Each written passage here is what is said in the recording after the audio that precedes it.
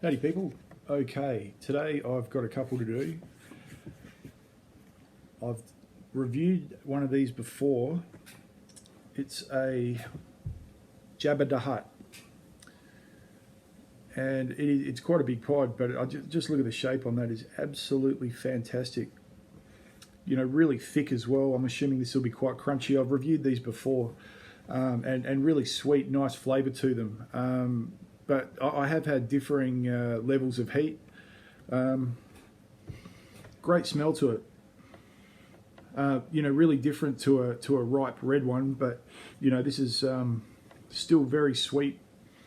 You know, a lot of yellows are a little bit sweeter than the reds and the chocolates and the other colours, but that has a fantastically sweet smell to it. Not really perfumey in that sort of way, but more sweet, fruity, you know, that sort of thing. Really thick skin as well. You know, this has been in the fridge for a while, and these pods are, again, thanks to Phil O'Callaghan. But I mean, you can kind of see why they call them Jabba the Hutt. They almost look a bit like him. All right.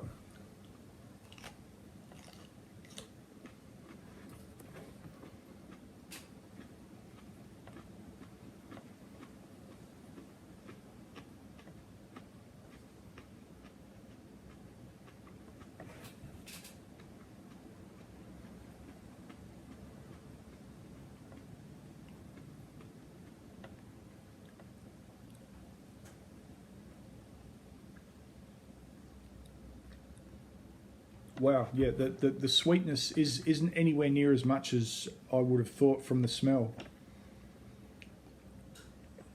Really nice flavour, but not sweet. That's a real mystery to me, because that was super sweet smelling.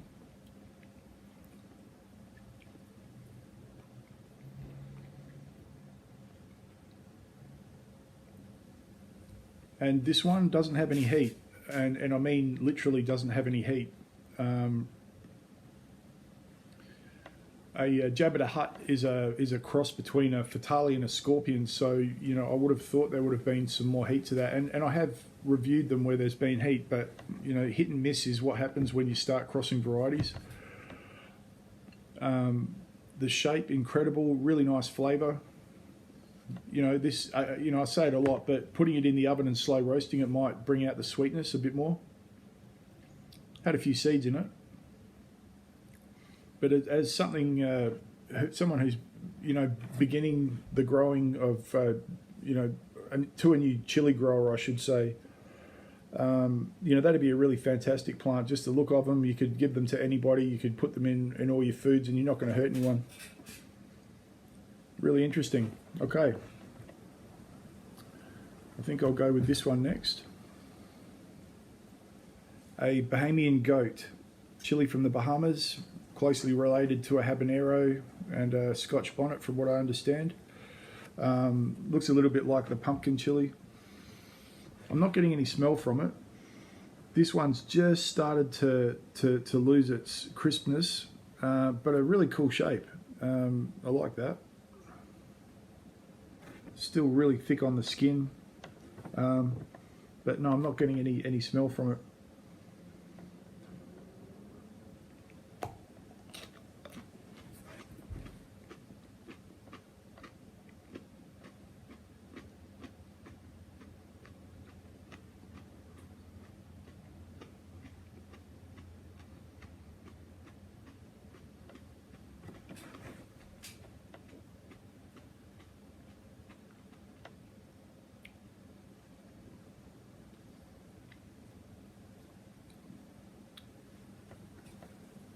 I'm getting a lot more of a Scotch bonnet type taste than a habanero, but heat, back of the throat, all around. It was a big pod, so it's really got everywhere quickly.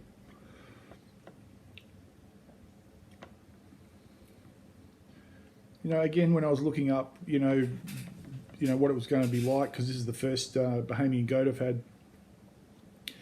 A lot of the internet said that there was citrus notes and things like that, but I find it hard. It's one of the flavours I don't tend to get. I don't get citrus notes or flavours in chilies. You know, there was, excuse me, there was a little bit of a savoury note as well as the sweetness. You know, I'd even say interestingly, the Jabba the Hutt and the Bahamian goat had very similar flavours to them.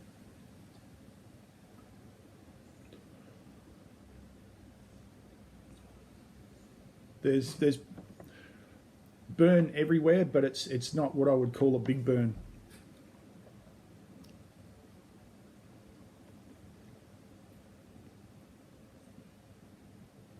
Yeah, I would say it's very much like a Scotch bonnet, like a semi-sweet.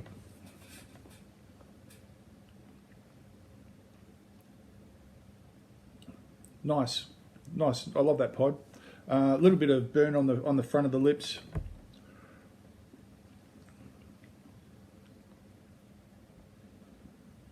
Nice. Okay, I can't see the burn getting too much more. It's you know, not very much. I'll do a heat out of 10 at the end. Okay, I've got one more, a 7 JPN dark, and again it's a Pimenta Donade cross. Hence you can see the fantastic colours, those oranges and the purples and the real dark streaks through it. It's really beautiful. This one's got its own smell to it. Again, you know, it's really thick on the skin.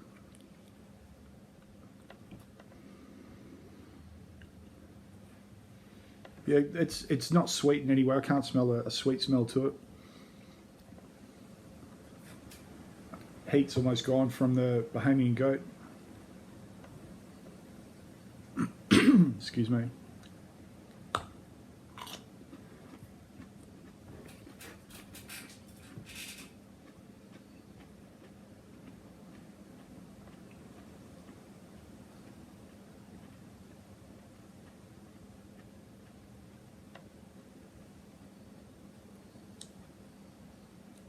Wow, other end of the spectrum with flavour.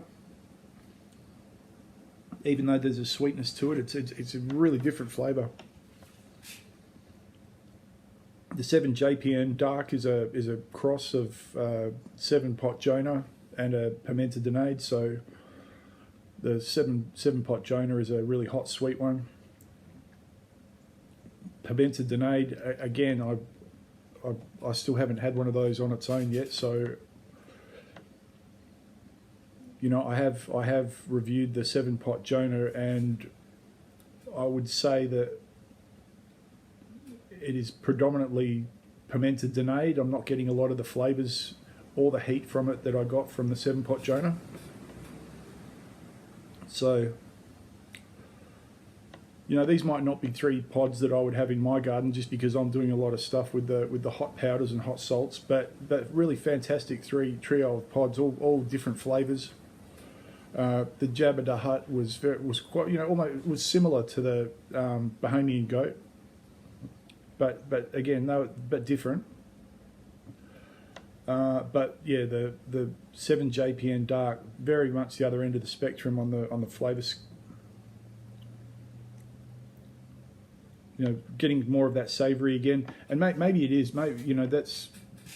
I've been saying it in a couple of pods recently. They were all crosses of Pimenta Donade. I'm getting just a hint of, you know, black olive's the only thing that I can think that it's like.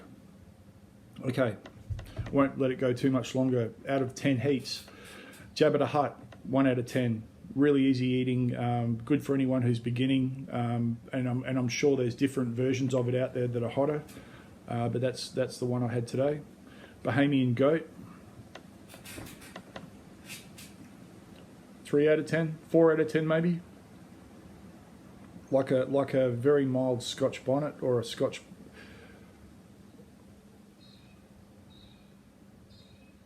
Yeah, like a mild Scotch bonnet, I would say that one.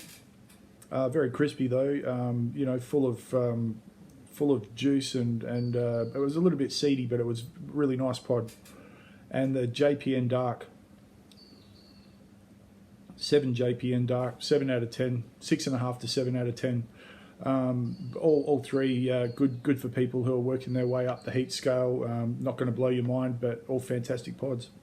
All right, everybody, have a fantastic day.